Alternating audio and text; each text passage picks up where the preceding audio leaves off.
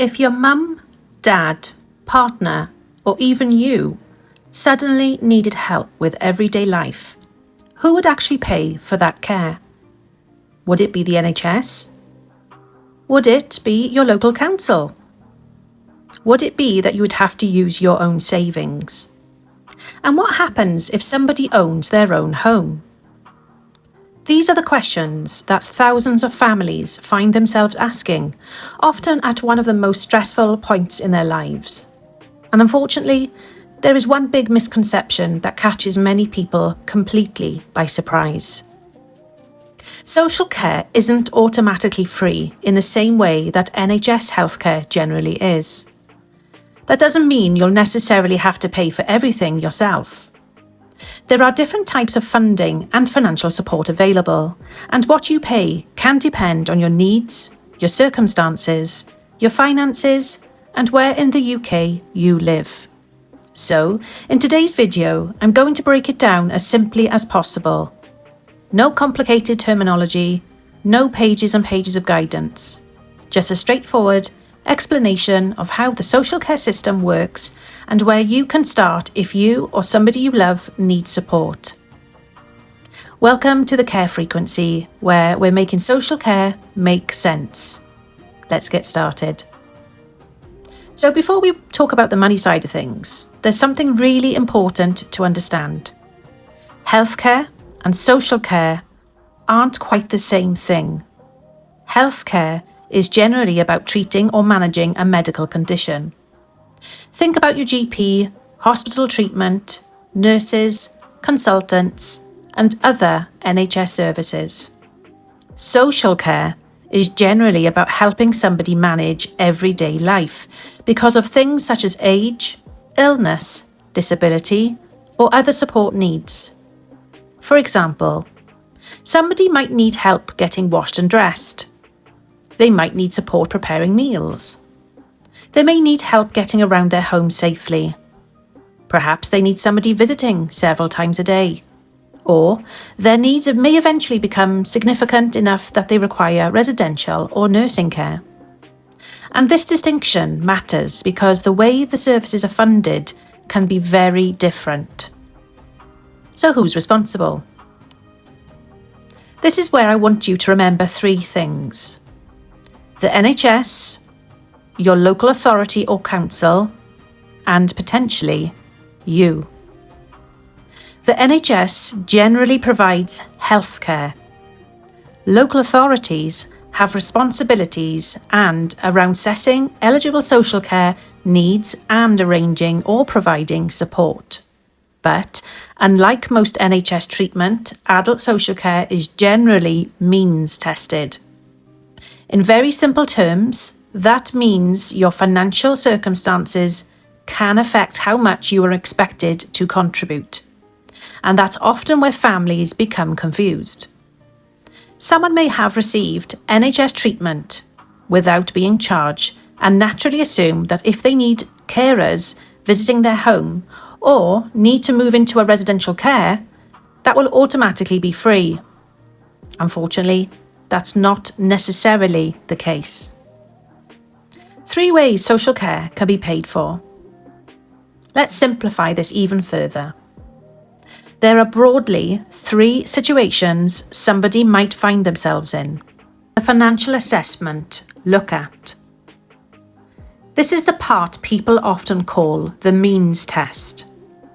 And despite the intimidating name, the principle is fairly straightforward. The local authority looks at relevant aspects of the person's finances under the rules that apply to them.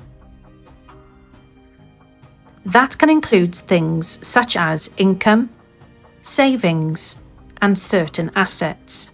However, the rules and financial thresholds are not the same throughout the UK. England, Wales, Scotland, and Northern Ireland care systems and charging arrangements. Even the treatment of someone's home can depend on the type of care being provided and their individual circumstances.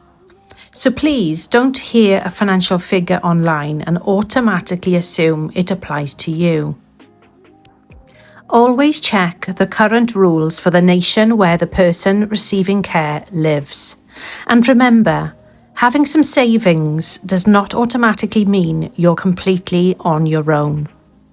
There may be still assessments, benefits, NHS funding or other forms of assistance that should be explored. How expensive can care become? This is one of the reasons I believe people should understand social care before they desperately need it. Care can become expensive. Home care agencies may charge an hourly rate, and somebody needing several visits every day can quickly build up a significant weekly costs. Residential care can cost hundreds or even over £1,000 per week, depending on the home, location and person's needs. Nursing care can cost even more because of the additional level of support required. And costs vary enormously across the UK. So, rather than focusing on the average figure, I want you to remember this. The greater the amount and complexity of care somebody needs, the more significant the potential cost becomes. That's why understanding what somebody is entitled to is so important. Don't simply receive a bill and assume that's the end of the conversation. Ask questions. Ask what assessments have been completed. Ask what funding has been considered. Ask what benefits might be available. And ask what happens if the person's circumstances change. What about the person's house? Now, we get to one of the questions families worry about most. Will mum or dad have to sell their house to pay for care? The answer isn't a simple yes or no. A person's home isn't automatically treated in exactly the same way in every social care situation.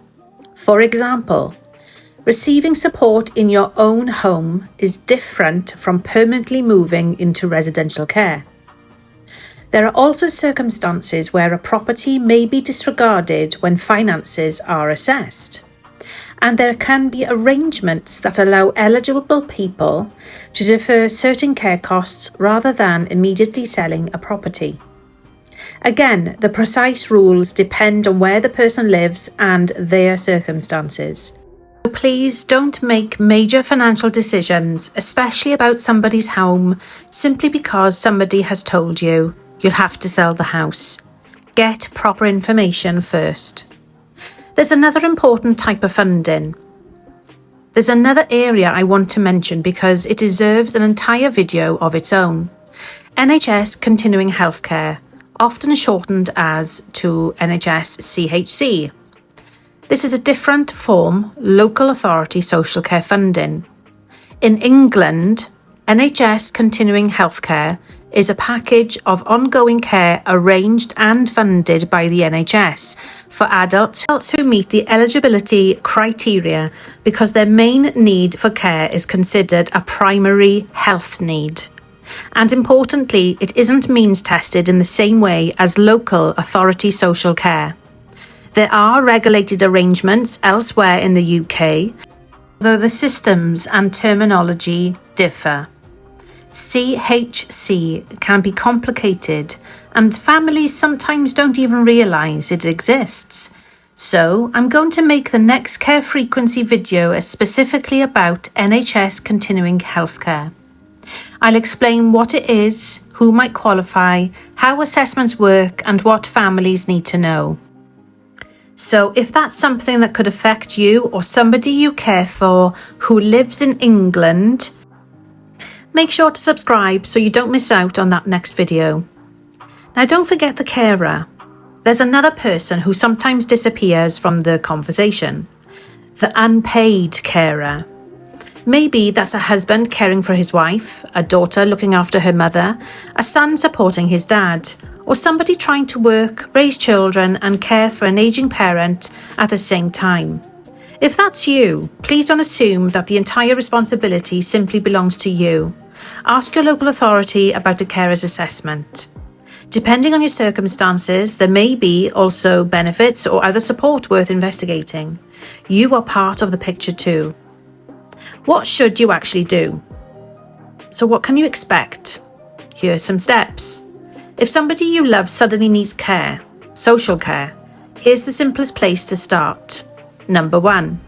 Contact your local authority's adult social care department. Explain what's happening and ask whether the person needs an assessment. Number 2. Ask about the financial assessment. Don't assume somebody will either receive everything free or have to pay for everything themselves. Find out. Number 3. Explore the available care options. That could include support at home, community services, equipment, adaptions, direct payments, or residual care depending on the person's eligible needs and local arrangements. Number 4. Check what other support is available.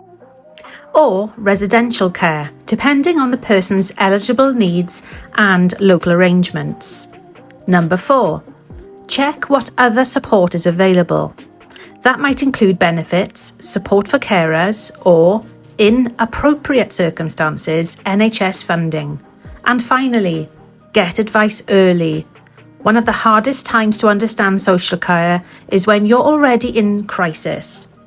Maybe mum is suddenly being discharged from hospital, dad's dementia has deteriorated, or you've been caring for your partner for months and you're exhausted. That's when everything can feel overwhelming. So if you can learn about the system before reaching crisis point, you're already putting yourself in a stronger position. If there's one thing I want you to take away from this video, it's this. Social care isn't automatically free, but that doesn't mean you're automatically expected to deal with everything or pay. There are different funding routes. There may be benefits and other support.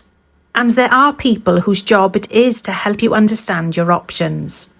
The problem that when you're thrown into the social care system for the first time, nobody hands you a simple instruction manual. That's exactly why I created the care frequency. To take subjects that can feel complicated, overwhelming, and full of jargon, and explain them in ordinary language. Because when somebody you love needs care, you've already got enough to think about. Understanding the system shouldn't be another battle. If this video helped you, please give it a like, because that tells YouTube that information like this is worth showing to other families who may need it. And if there's something about social care that you've never understood, leave your question in the comments. It may become one of the next videos that I create. And make sure to subscribe, because next we're going to look a little bit more into a really important subject, NHS Continuing Healthcare, also known as NHS CHC. What is it? Who can qualify? And could the NHS potentially pay for somebody's ongoing care? I'll break that down simply in the next video. Until then, take care of yourself and the people you care about. And remember, the care frequency, making social care make sense.